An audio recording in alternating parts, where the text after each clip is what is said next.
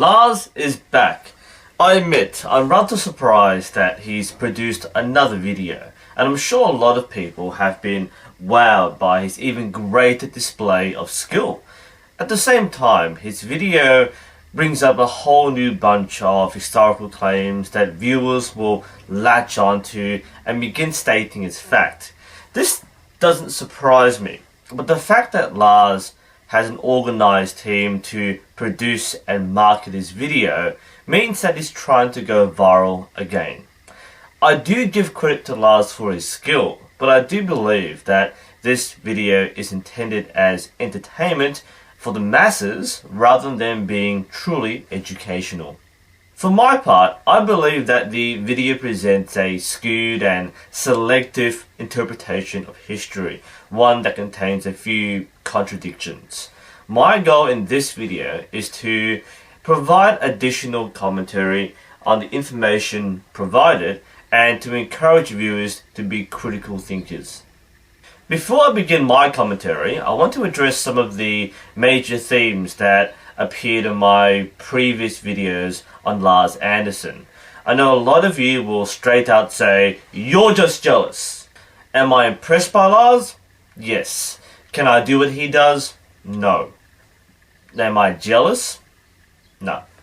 I don't really have an interest in the style of archery that he does, and I have no reason to be envious.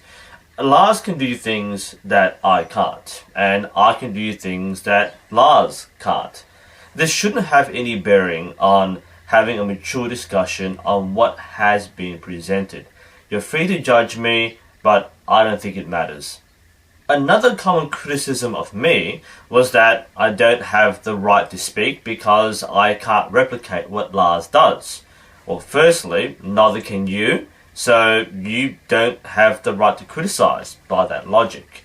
But if you're going to scrutinize our credibility, then I ask, what authority does Lars have that makes him automatically correct? Lars is a painter. His combat archery experience comes from archery tag.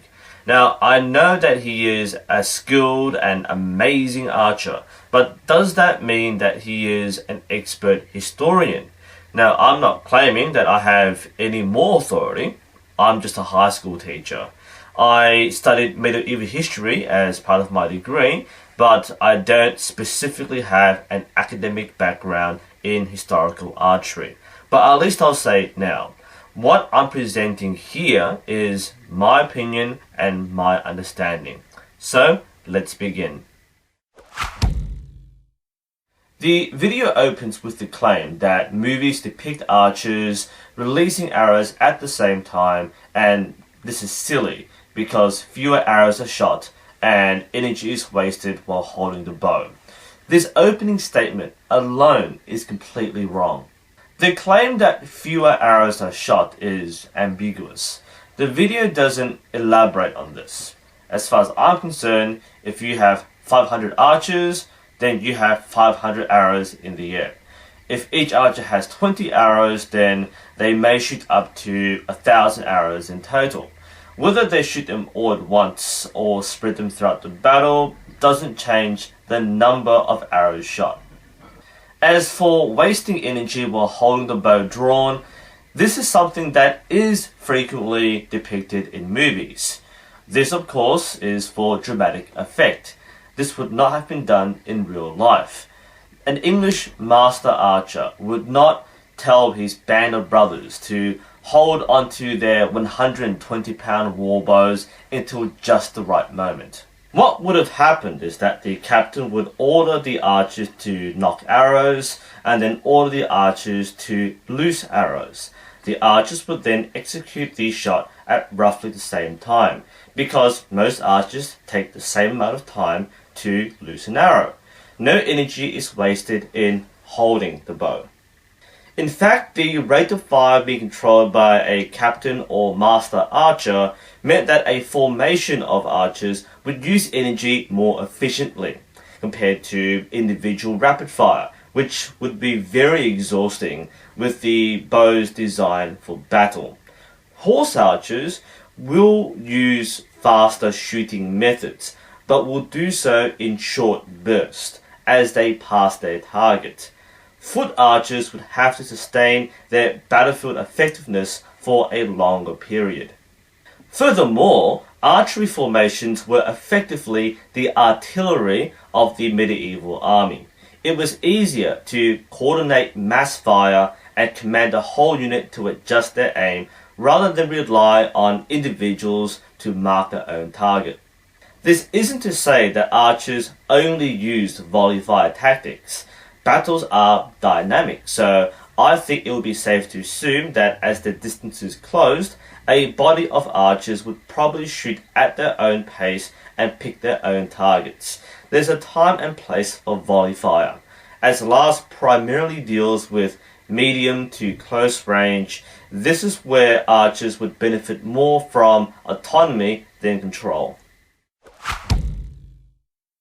The video continues this line of argument by stating that volley shooting would be pointless because the target would simply raise their shield and that would be a total waste of arrows. There are two things that are going on here. Firstly, yes, there would be a lot of ineffective arrows.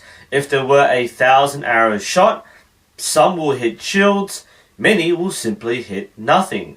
That is exactly why arrows were shot en masse, so that some arrows would hit. It's a matter of probability. A large number of arrows means at least some arrows will hit unprotected areas, feet, arms, faces, and so on. Even if there were few lethal hits, the fact that a formation is being shot at means that its battle effectiveness is severely hampered. You have to keep your head down and advance slowly. Holding up the shield is tiring. Most importantly, you can't fight back. That means that morale drops. Archers seldom decided the outcome of battles. Their role was to harass, not to kill. Even today, the majority of projectiles fired from weapons don't hit anything, but it doesn't mean the ammunition is wasted. Secondly, this is the first of many examples of misleading visual presentation. In this demonstration, Lars crouches behind a shield and blocks several arrows. This is clearly staged and is directed to convince the viewer that this is what would happen. In fact, at many points in this video, Lars makes references to battlefield scenarios, but the visual demonstration is not a battlefield scenario. The shield demonstration is misleading for the following reasons. He is audibly told when the arrows are incoming. The demonstration is done from a very short distance where the arrow trajectory is flat, a distance in which archers would not engage. So he is able to hide behind the shield. In a real battle, the arrows would arc over his head. If he lifts his shield, he exposes other weaknesses. Furthermore, not everyone has that particular kind of shield. Sure, large shields such as the Roman scutum would provide wide protection, but many warriors had smaller shields or didn't have shields. They might be using two-handed weapons such as pikes, and English archers devastated the Scottish Chiltern formations. And of course, archers were often skirmishers that would engage other skirmishers. And apart from a few well-equipped crossbowmen, archers didn't have shields. So there are many battlefield situations in which mass volley fire would have a significant effect. The video claims that Lars is fast, so he can easily dodge arrows. For me, this is where I felt the video became ridiculous. He doesn't dodge arrows because he's fast. He knows where they're being shot. In the first shot, he knows the archer is going to shoot straight at him. So as long as he moves, he'll be fine. It still takes a very good reflex time, but as long as he doesn't stand still, he'll be okay. That's not the same as dodging. The second test is even sillier. The arrows aren't even aimed at him. The same goes for the other people in the demonstration. They don't even need to move. The arrows are shot so wide or so high that half of them just flinch instead of dodging. And in one frame, the arrow isn't even in the shot. Whoever is shooting the arrows is clearly not intending to hit the person. Some of it might just be inaccurate shooting, but it doesn't prove that arrows are easy to dodge. In fairness, arrows actually aren't that fast. If you can see it coming, then you can move out of the way. However, if Lars is talking about battlefield conditions, then you have to factor the things you would expect in a battlefield. You'll be carrying arms and armor, which will slow you down. You might be able to dodge a single arrow, but you won't dodge 1,000 arrows, because, volley fire. And you're not going to dodge when you're shoulder to shoulder with 1,000 other men. Realistically, either the arrow will hit something or it misses. Dodging doesn't have much to do with it. But yes, running in a straight line in an open field is a terrible idea. The video goes on to say that standing still and shooting slowly is useless, and provides a source from the Handbook of Byzantine Military Strategy. At this point, I want to highlight an ambiguous area that was raised in numerous comment threads: scale. This isn't clearly identified in the video, and a lot of people will argue that in small skirmishes, archers will employ more mobile tactics. This makes sense. Most conflicts were small-scale border wars. However, it's important to highlight the differences between major battles and minor skirmishes, rather than saying that this encompasses all types of war. If you're exchanging shots with another archer, then you probably don't want to stand still. But in a battle formation, you don't have much choice. Back to the video. Again, we see a mismatch between what is being said and what is being shown. The narrator explains that slow shooting is useless. The video shows the standing archer being hit by an arrow. The accompanying text highlights the speed shooting component. While I haven't read the original source, the part that is shown in the video is specifically taken from the chapter titled The Training and Drilling of an Individual Soldier. What is being explained is a training exercise. It involves leaping onto a horse, shooting forward, behind, left, right, placing the bow back into a case, pulling the spear up from behind, putting the spear back, pulling the bow back, and repeat. It's a training drill, not actual combat technique or doctrine. As far as the speed component is concerned, since it highlights horseback archery, this is in line with how horse archers would engage in close distance, where speed is more important than aim, and armies of horse archers would train the same methods on foot. This is not a universal understanding of how archery was done everywhere. The video claims that fast shooting is the only way to get past the shield. Remember a minute earlier where Lars tucked himself behind his shield? If 3 simultaneous arrows can't get past, fast shooting won't get past either. Instead, what we see is another questionable demonstration. The guys here are swatting arrows away with their shields, stand still for a full second, and then get hit. Why?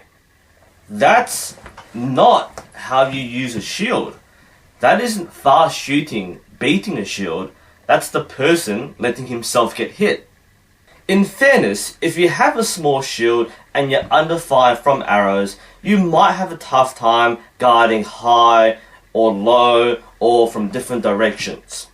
If you're in a one-on-one situation, you don't have much choice other than to fling arrows as quickly as possible and hope that you find an opening.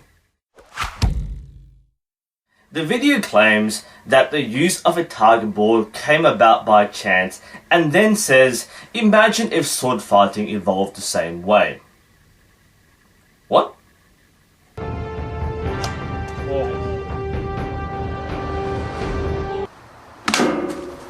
Yeah!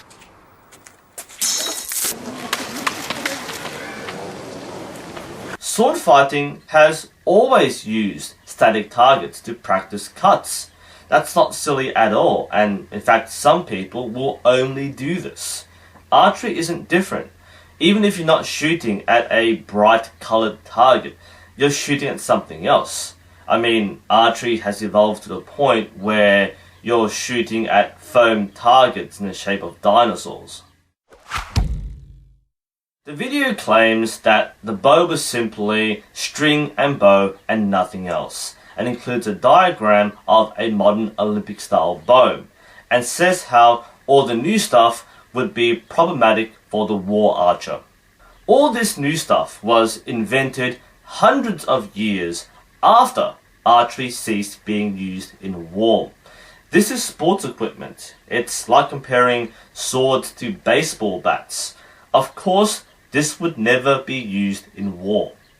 I don't get why Lars keeps on making these jabs towards modern archery. Look, Lars, your style of archery is awesome. It's great to watch and you're the only person in the world who can do it. But when you make these facetious comparisons, you make a million viewers think that modern archery is a horrible corruption and it's wrong, and you're doing us a disfavour. They're different things and should not be compared. The video ends on the footnote that war archery disappeared because bullets can't be dodged. The more commonly accepted reason is logistics and training. Archers required years of training and a lifetime of experience, plus a constant demand for bows and arrows, which was labour intensive. It was far easier to manufacture guns and produce lead shot. A gunman could be trained in weeks. Plus, arrows were generally ineffective against armour.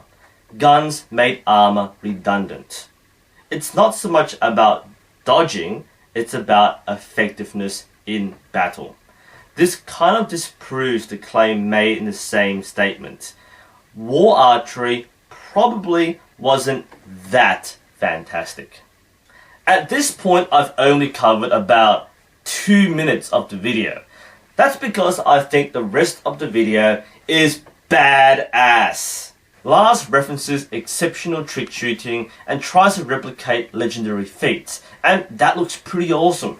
That's the sort of thing that someone could watch all day and marvel. That, in my opinion, is the best part of the video. Taking a historical source or a mythical story and turning it into a real challenge. I really do applaud Lars for pulling it off. And we'll end on that note. Again, it's another brilliant showcase of the skill of Lars Andersen, and it's cleverly put together to go viral, and I won't criticise Lars for doing that. Hopefully this video gives you more insight into the depth and detail of archery in different contexts. The whole point of this video is to open a discussion about what you see and think, and feel free to add your comments below.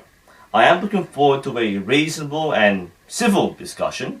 If you're just going to say you're jealous, don't bother. You're not going to believe me and I'm not going to change your mind. Apart from that, I'll leave the floor to you.